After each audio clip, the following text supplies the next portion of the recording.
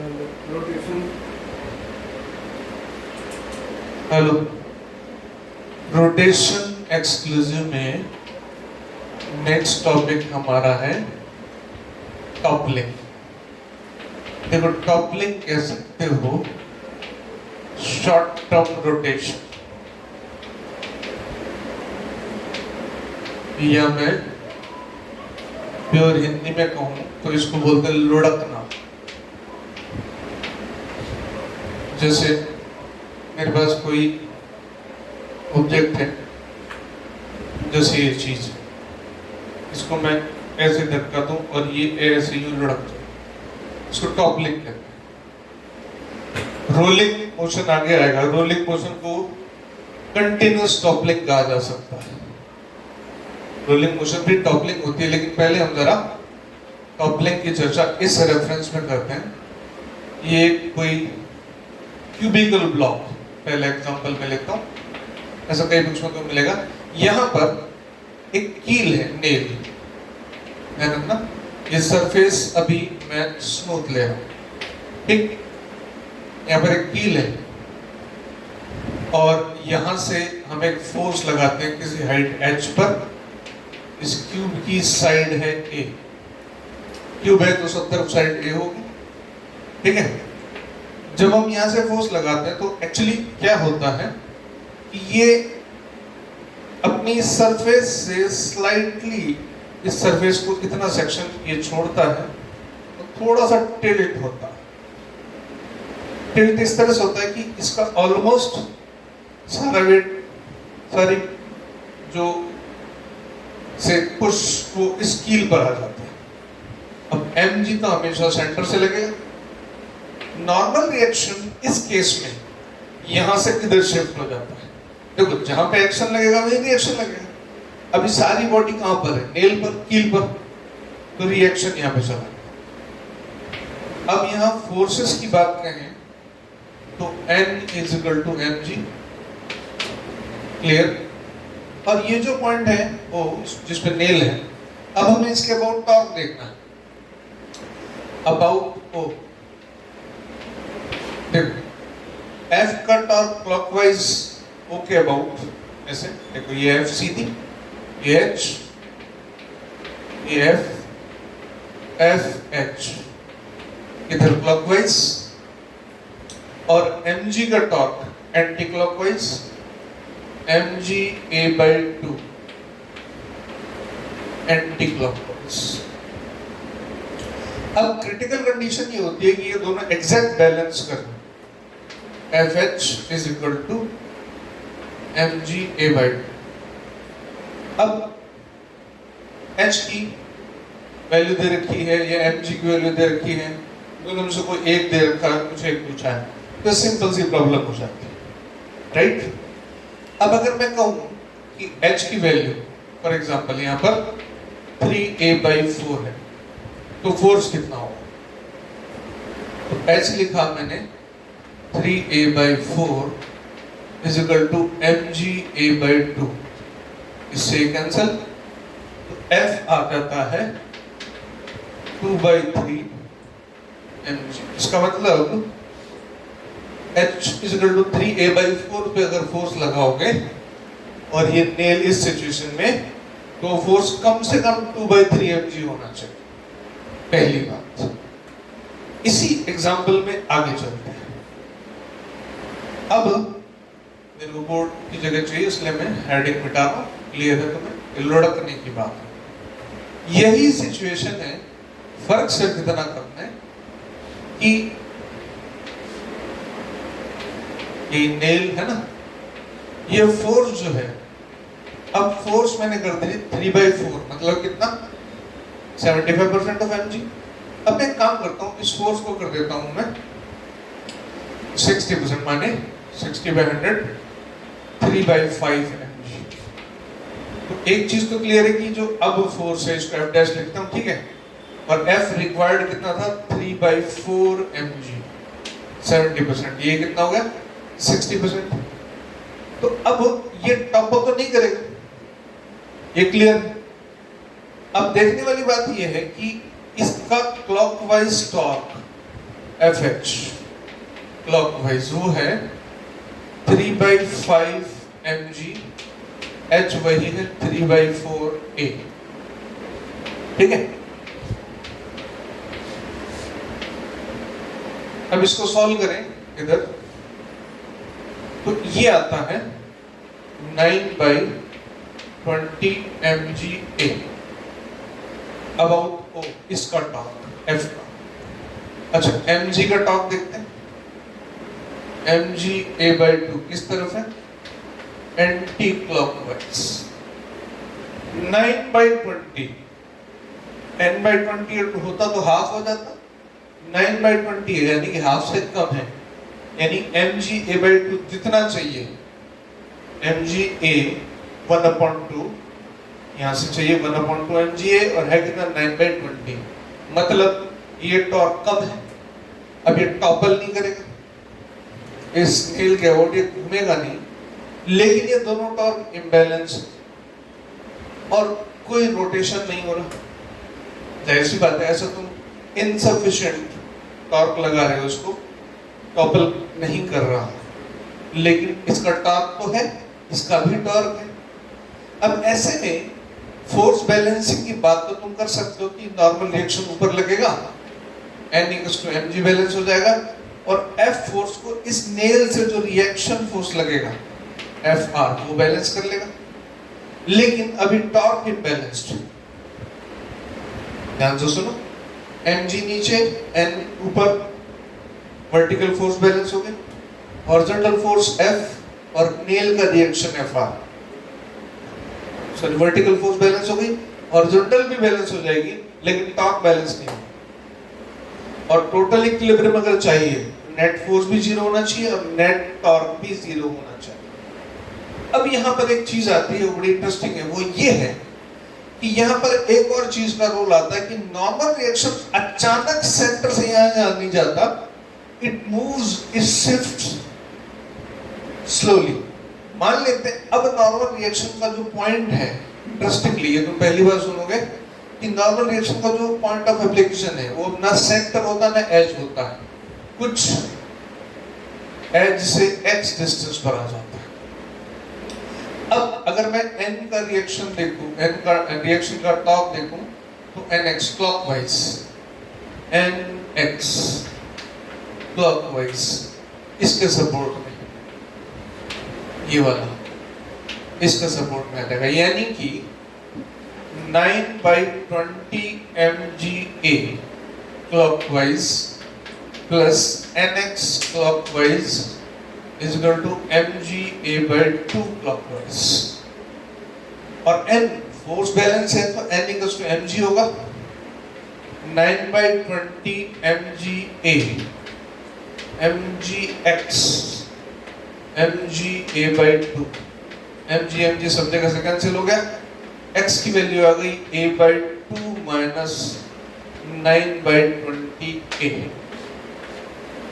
यहाँ से कैलकुलेट कर सकते हैं इसको, 20 ये हो गया 10 माइनस 9, ये आ गया a/20। तो ये टॉपिक कह सकते हो shifting of normal reaction. Clear, normal reaction shift कर सकता है, ये इंपॉर्टेंट बात।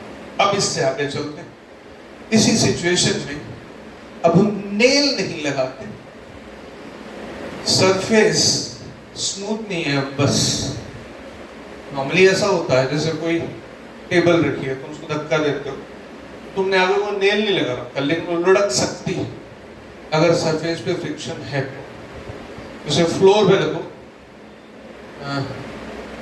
टाइल्स वाला फ्लोर है तो उसमें सरक जाएगी, लेकिन सड़क पे रखो तो लुढ़क सकती है क्योंकि फ्रिक्शन है। अब मैं दूसरी कंडीशन ले रहा हूं, इसमें फ्रिक्शन को रिड्यूस करूं, यहां ये सरफेस रफ, फोर्स ऐसे लगाते हैं, ये F ये H। अब फोर्सेस देखते चलो, mg नीचे, फ्रिक्शन इधर, इतना अभी नहीं पता। अब यहाँ दो सिचुएशन आ सकती है। हम मान लेते हैं कि कि ये टॉपल करने की एज तक आ गया, नॉर्मल रिएक्शन यहाँ शिफ्ट हो, यानी अब इसमें दोनों की टेंडेंसी है, ये स्लाइड भी कर सकता है, ये सिर्फ टॉपल भी कर सकता है, ये दोनों कर सकता है। अब देखना ये है कि ये क्या और किस कंडीशन में करेगा। अगर फ्रिक्शन फोर्स F से ज्यादा है तो स्लाइड करेगा, नहीं करेगा, नो स्लाइडिंग। एक बात। दूसरी बात कि जो F का टॉर्क है क्लॉकवाइज, FH, अगर वो mg/a/2 से ज्यादा है फिर टॉपल हो जाएगा, टॉपलिंग, स्लाइडिंग नहीं होगी, टॉपलिंग हो जाएगी। अब यहां देखने वाली चीज है कि जो F है, हम अक्सर देखते हैं कि मैक्सिमम कितना होना चाहिए। F मैक्सिमम जो होता है वो होता है म्यू n, और यहाँ n है म्यू mg। तो इसका मतलब फ्रिक्शन जो है उसकी मैक्सिमम वैल्यू F से ग्रेटर है, मतलब mu mg greater than F, और इधर FH is equal to ma mg/a/2। अब एक एग्जांपल लेता हूं मैं, H की वैल्यू लेता हूं वही 3a/4। तो इधर से जो मेरे पास F आता है F 3a/4 greater than mg/a/2, ये इससे कैंसिल, ये इससे cancel, F greater than 2/3 mg। F 2/3 से ग्रेटर होगा तो टॉपल करेगा, स्लाइडिंग ना करे। आगे और चलते हैं। फिर कई बार क्वेश्चन पूछा जाता है म्यू से रिलेटेड, अक्सर सवाल जहाँ ग्रेटर लेसर के आते हैं वहां पर बच्चे कंफ्यूज होते हैं। तुम आराम से देखते चलो मैंने क्या कंडीशन दी। मैंने कहा स्लाइड ना करे, कंडीशन एक्चुअली ग्रेटर लेसर में हमें सिचुएशन पहले सोच लेनी होती है कि ये हो रहा है, ये नहीं हो रहा। मैंने यह क्या माना कि स्लाइडिंग नहीं हो रही, सरक नहीं रहा, लुढ़क रहा है, यानी फ्रिक्शन F से ज्यादा है, तो स्लिपिंग, स्लाइडिंग नहीं हो रही। लेकिन FH mg/2 से इस पॉइंट के अबाउट इसका टॉर्क ज्यादा है तो टॉपल कर रहा है। मैंने फिर वैल्यू रख दी, मैंने H की वैल्यू रख दी यहाँ पे, मैं लिख देता हूँ H = 3a/4। तो मेरे पास F की वैल्यू आ गई कि F must be greater than 2/3 mg। अब ऐसे में कई बार सवाल पूछ रहा था कि म्यू की मिनिमम वैल्यू क्या होनी चाहिए, तो ठीक है उस पे भी आते हैं। अब हमने यहाँ लिखा कि F maximum greater than F। F maximum कौन है? Mu mg greater than F। F कौन है? 2/3 mg। तो यहां से म्यू 2/3 से अगर ग्रेटर है, इंटरेस्टिंग बात, अगर म्यू 2/3 से ग्रेटर है तो इस केस में स्लाइडिंग नहीं होगी लेकिन टॉपलिंग हो जाएगी इस पर्टिकुलर सिचुएशन। एक और एग्जांपल लेता हूं, देखो स्ट्रेट फॉरवर्ड सॉल्व करता चलूंगा तो मैं बात समझ आ जाएगी। वही म्यू निकालना है, ठीक है, वैल्यूज हम कुछ भी ले लेंगे, थोड़ा सा चेंज करूंगा क्वेश्चन में, अक्सर इंक्लाइन में आता है। चलो ये से लेते हैं, ये ब्रेड्थ इसकी b है, ये इसकी टोटल हाइट ही h, और फोर्स यहाँ पे लगा, ठीक है, surface rough. Find mu minimum so that there is toppling, ऐसा लिख देते हैं, before sliding या no sliding। स्लाइडिंग हम मान रहे हैं कि स्लाइडिंग नहीं होगी, सिर्फ टॉपलिंग होगी। तो अब मैंने कहा पहले ही मैंने मान लिया, अब इधर जो फोर्स लग रहा है मैं उसको F max से लिख देता हूं। एक चीज तो तय है कि स्लाइडिंग नहीं हो रही, इसका मतलब F should be less than F max। F maximum clear है, म्यू n होगा, n एज भी शिफ्ट हो गया है, यानी टॉप प्लेट की मैक्सिमम स्ट्रेन बना। अब mg ये रहा, टॉर्क ऑफ fh और mg का टॉर्क mg a by 2। ये टॉर्क क्लॉकवाइज है, ये एंटी क्लॉकवाइज है। मैंने बोला कि टॉपलिंग हो रही है, यानी कि ये इससे ज्यादा है fh। तो यहां से आता है a नहीं b है, सॉरी b by 2। तो f is greater than mg b upon 2h। अब f के बारे में एक और बात कि f किससे लेसर है, म्यू mg से, और f किससे ग्रेटर है, mg b by 2h। अब f की वैल्यू एग्जैक्ट अगर ये रखता हूं equal to mg b upon 2h less than mu mg, ये इससे कैंसिल, तो mu greater than b upon 2h। Values देख सकते हो, मान लो मैंने b ले लिया 2 मीटर्स, h ले लिया 4 मीटर्स। एक एग्जांपल लेते हैं, तो 2 by 4 कितना है, 1 by 2 माने 1 by 4। अगर b 1 metre, h suppose 1.5 metre, उसके अकॉर्डिंग मतलब 10 by 2 by 3, तो 1 by 3 हो जाएगा, अकॉर्डिंगली आंसर आ जाएगा। तो इनइक्वालिटी के क्वेश्चन जब करने तो कहीं ना कहीं एक इक्वालिटी कंसीडर करके हम आंसर निकाल सकते हैं। क्लियर? अब ऐसा अगर मैंने ये बता दिया तो आई थिंक तुम आराम से इंक्लाइन प्लेन में जो टॉपलिंग होती है उसको इजीली सॉल्व कर सकते हो। जैसे पहले डायग्राम बनाता हूँ, फिर तुम उसको सोचना, फिर इसको सॉल्व करेंगे।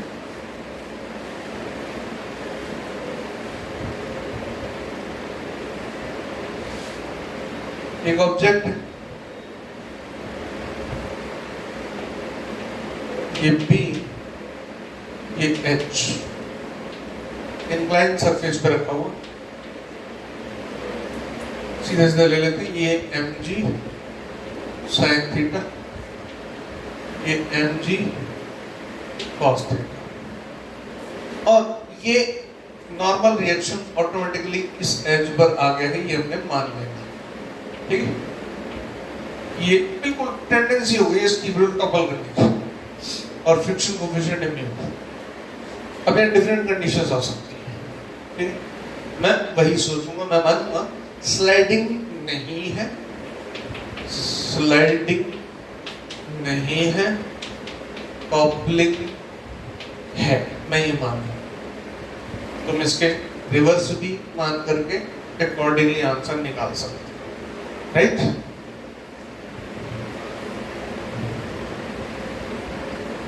अब इस क्वेश्चन में यहां जो फ्रिक्शन मैक्सिमम लगेगा,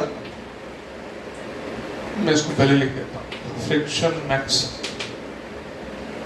is equal to mu N बराबर mg cos theta, mu mg cos theta.